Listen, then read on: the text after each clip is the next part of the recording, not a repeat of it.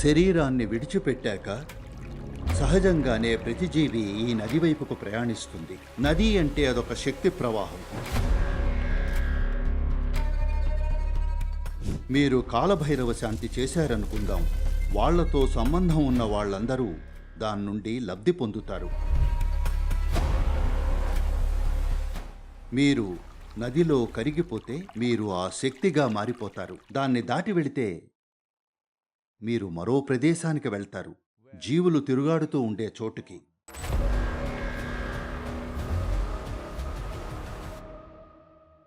నా వ్యక్తిగత అనుభవం ప్రకారం శరీరాన్ని వదిలినప్పుడు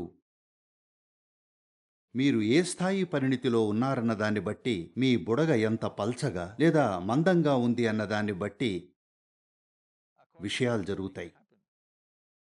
ఒకవేళ మీ పైపెంకు లేదా మీ బుడగ చాలా మందంగా ఉంటే, పగలని విధంగా ఉంటే, అది నదిని తాకి తిరిగి వెనక్కి వస్తుంది. నది అంటే ఏమిటి? River is a stream of energy. నది అంటే అదొక శక్తి ప్రవాహం, ఒక రకమైన శక్తి. అది జీవము కాదు, మరణము కాదు. అది పూర్తిగా వేరే రకమైన శక్తి. దానికి సరి అయిన పదాలు లేవు కాబట్టి మనం దాన్ని మిమ్మల్ని కాపాడే, మిమ్మల్ని కరిగించే ఒక వేరే రకమైన శక్తి అని చెప్పొచ్చు. భారతీయ సంప్రదాయంలో దాన్ని వైతరణి అంటారు. వైతరణి అంటే రక్షించేది అని, మిమ్మల్ని రక్షించడంలో గొప్పది అని. రక్షించడం అంటే ఏమిటి? అది భౌతిక నది కాదు. ఉపమానం కోసం నది అంటున్నాం, కానీ ఒక శక్తి ప్రవాహం ఉంటుంది. శరీరాన్ని విడిచిపెట్టాక సహజంగానే ప్రతి జీవి ఈ నది వైపుకు ప్రయాణిస్తుంది. కొందరు తాకి తిరిగి వెనక్కొస్తారు, కొందరు అందులో నాంతారు, కొందరు సులభంగా దాన్ని దాటేస్తారు,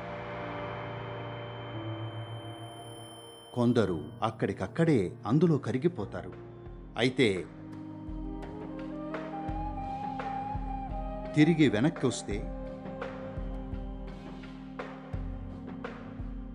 మీరు మళ్ళీ పుడతారు.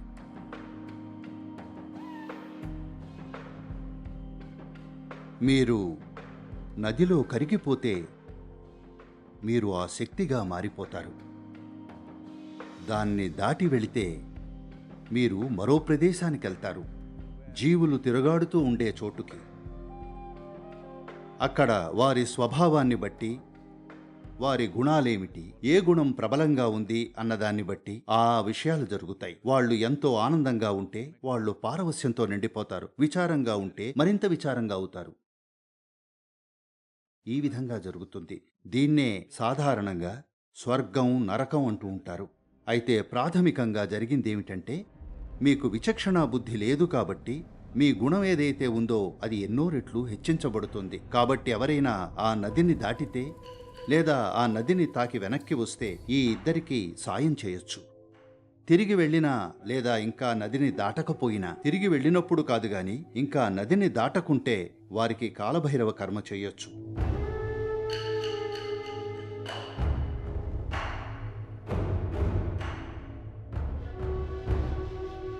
వాళ్ళు ఇప్పటికే దాటేసి ఉండొచ్చు, మీకు ఖచ్చితంగా తెలియదు. ఒకవేళ నదిని దాటేసినా సరే వారికున్న మందపాటి పైపెంకు వల్ల, అలాగే వారికున్న ధోరణుల వల్ల ఈ ప్రక్రియ తాలూకు అనుభూతి వాళ్లకు బాధాకరంగా ఉండి ఉండొచ్చు. మీరు వారిలో కొంత ఆహ్లాదాన్ని నింపాలనుకుంటారు, వారికి శాంతి చేకూర్చాలనుకుంటారు. కాబట్టి వారి చెత్త తాలూకు ఒక పొరని తొలగించాలనుకుంటారు.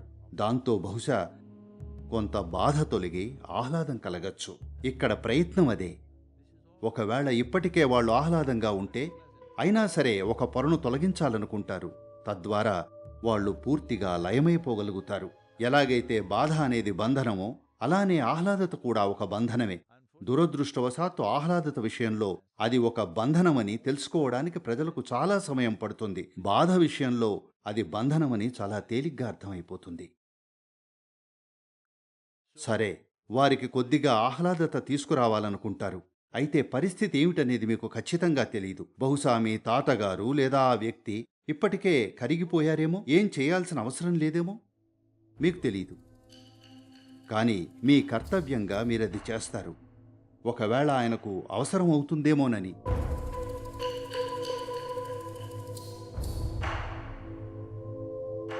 ఒకవేళ వేరొకరు చూడండి, మీరు ఇలాంటి క్రతువు చేస్తున్నప్పుడు ఇది ఆ వ్యక్తి గురించి మాత్రమే కాదు, ఎందుకంటే మనుషులను ముడేసి ఉంచే రుణానుబంధం అనేది ఒకటి ఉంటుంది.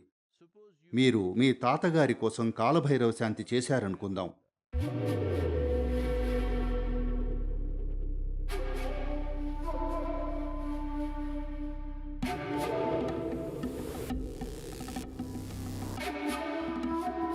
కానీ ఆయనకు దాని అవసరం లేదు. ఆయన ఇప్పటికే వెళ్ళిపోయారు. ఇప్పుడు మీరు ఏమాత్రం పట్టించుకొని మీ తాతగారి తమ్ముడు ఆ స్థితిలో ఉంటే అతను ఆ లాభం పొందొచ్చు. కాబట్టి రుణానుబంధంతో ముడిపడి ఉన్నవారు కూడా లాభం పొందొచ్చు. మీ బంధువు కానివాళ్లు కూడా లాభం పొందొచ్చు. అందుకని మన సంస్కృతిలో కాలభైరవ శాంతి చేయిస్తూ ఉంటారు. కాబట్టి శాంతి చేయటంలోని ఉద్దేశం ఒకవేళ అవసరమవుతుందేమో అని. ఆ మద్దతును మనం అందిస్తూ ఉంటాం. వారు మన పూర్వీకులు కావచ్చు, లేదా మన ముత్తాతలు కావచ్చు, లేదా అమ్మానాన్నలు కావచ్చు, ఎవరైనా కావచ్చు.